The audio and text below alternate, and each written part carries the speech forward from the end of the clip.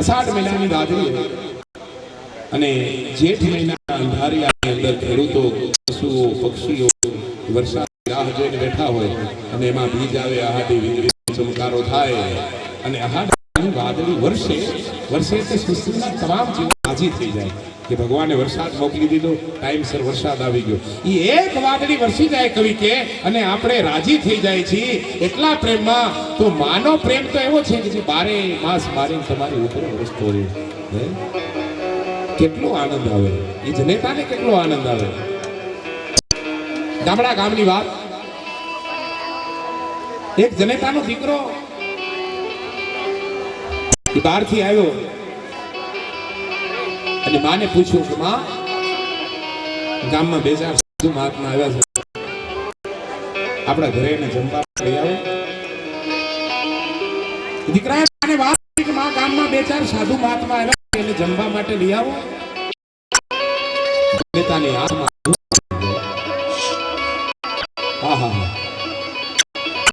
આપનું દુઃખ તને લાગ્યું, હું તો મહેમાનને ઘરે લઈ આવવાની વાત કરું છું, તને કઈ વાતની તકલીફ થઈ કે તારી આંખમાં આંસુ આવી? તો એ જનેતાએ જવાબ દીધો હતો, ભારતની નારીએ જવાબ દીધો હતો, બેટા તારી ઉંમર 6-7 મહિનાની હતી, 6-7 મહિનાની તારી ઉંમર, હું તને પારણામાં પોઢાડી તું સૂતો હતો, એટલે સવારનો પોર હું નાવા માટે ગઈ. વાત સાંભળો, જનેતા કહે છે કે હું નાવા માટે ત્યાં તારો રોવાનો અવાજ આવ્યો. તારો રોવાનો અવાજ આવ્યો એટલે હું તરત નાવાનું પાછી તારા પારણા પાસે આવી. ત્યાં આપણી દાસી બાઈ હતી, એ તને ધવડાવતી હતી. દીકરા, મેં તને ઉલટી કરાવી, ધાવણ કઢાવી નાખી, પણ ક્યાંક એકાદ ટીપું મને લાગે છે કે ધાવણનું તારા પેટમાં રહી ગયું છે. કે મારા સંસ્કાર દીધેલો હોય, મારું ધાવણ ધાવેલો હોય, એ દીકરો કોઈ દી એમ પૂછે નહીં કે માં, સાધુ મહાત્મા આવ્યા છે, એને હું ઘરે તેડી આવું, એને લઈ આવે. બેટા, મારા ધાવણના અંદર એ ટીપું ક્યાંક બહારનું આવી ગયું છે. વિચાર કરો, આ સંસ્કારો જે જનેતા સંતાનોમાં નાખતી હોય, હજારો લાખો વંદન હોય જનેતાને. અને અહીંયા એક એવી જનેતાના ઉલટા જગતિયામાં મળ્યા છે જેને સંસ્કારો નાખ્યા છે પોતાના સંતાનોમાં. મિત્રો, પૈસા મળી શકે, તમને સંપત્તિ મળી શકે, પણ સંપત્તિ મળે પછી સંસ્કાર મળી જાય એવું બહુ નહીં, એ ન પણ મળે. સંસ્કાર તો માના ઉદરમાંથી, માના કે ને કોઠા ઉજ છે. આ ભાઈને, આ બેન કોઠા સૂજવાળા છે અને તમને સમજણ પડી જાય છે. એ માના ઉદરમાંથી સંસ્કારો મળે, માના પેટમાંથી સંસ્કારો મળે. અને એ સંસ્કારોનું સિંચન માત્ર જનેતા માં જ કરી શકે.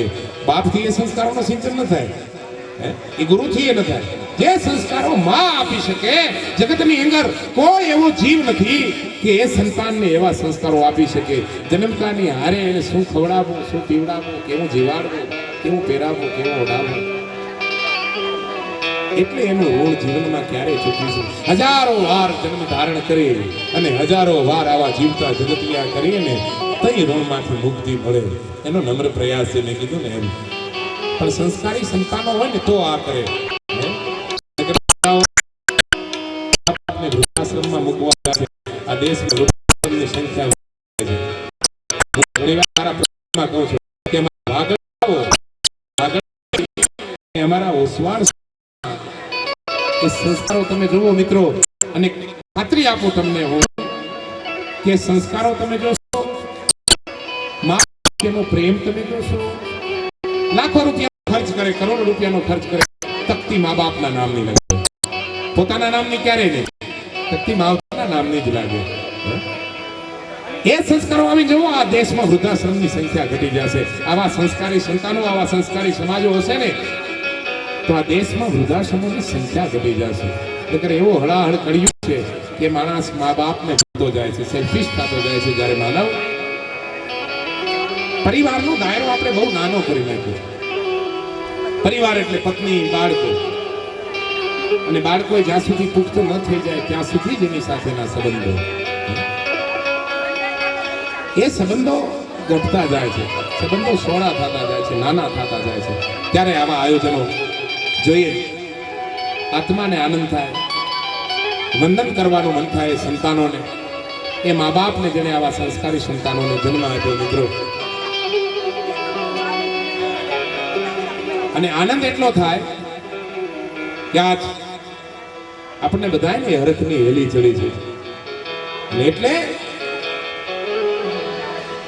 ઘન ગોર ઘટા ચમુડા ગગના ઘુમરી ઘુમરી કર બાટ ચલે.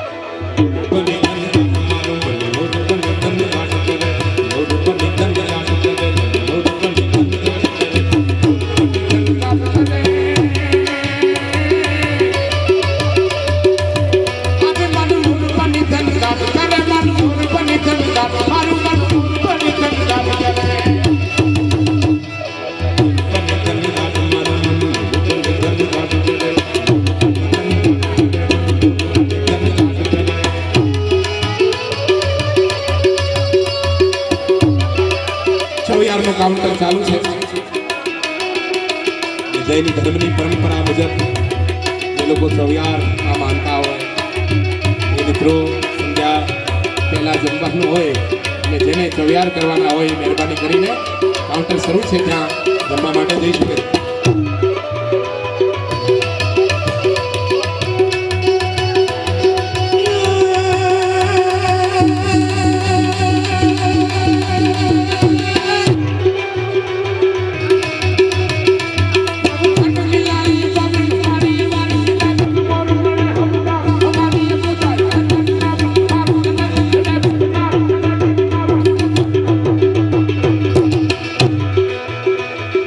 Thank you.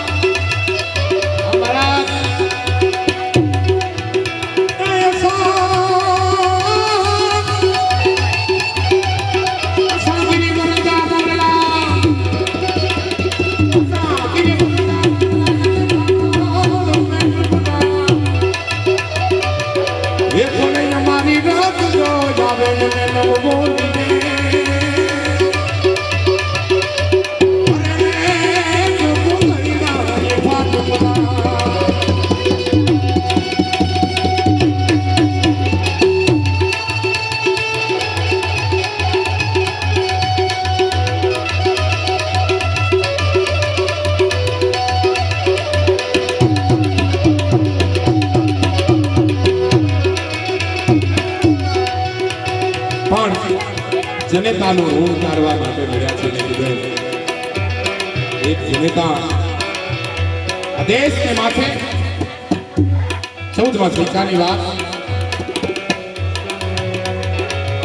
યા અલ્લાહ ઇલ્લલ્લાહ બિસ્મિલ્લાહ રહેમાન રહીમના નાદ ગાવા મંડળા.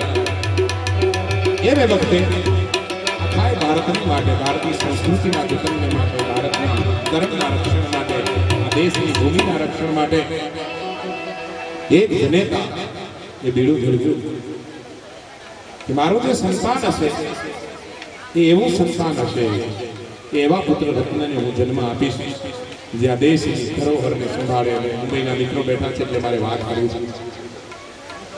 એ જનેતાએ આવો વિશ્વાસ ભગવાનના સામે જઈને વ્યક્ત કર્યો. આવો જેને એમ કહેવાય કે તર્પણ લીધું, આવો જેને એમ કહેવાય કે એ તર્પણ લીધા પછી, ભગવાન સામે આવી પ્રતિજ્ઞા લીધા પછી એ દુશ્મનોને ખબર પડે,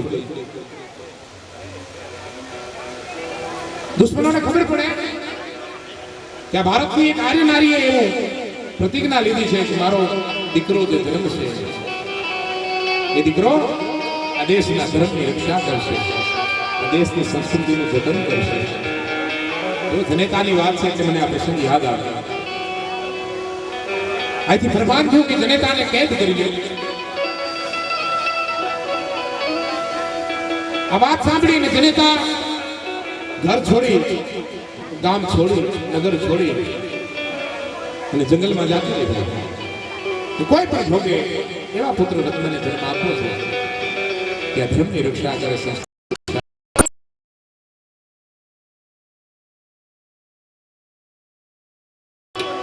ગિરિમાળામાં ખેડા કરે છે જનેતા. એકની માં, કોઈ આધાર નથી. પરમપિતા પરમાત્માને પ્રાર્થના કરે કે મારા પ્રભુ મને જેટલું દુઃખ આપવું એટલું આપજે, પણ એવા સંસ્કારી સંતાનનો જન્મ મારા ઉદરમાંથી થાય જે સંતાન આ ધર્મની ધરોહરની રક્ષા કરે. બરાબર 9 મહિના 13 દિવસનો સમય ગયો. પરમપિતા પરમાત્માએ પુત્રની પ્રાપ્તિ કરાવી જનેતાને. દીકરાનો જન્મ થાય.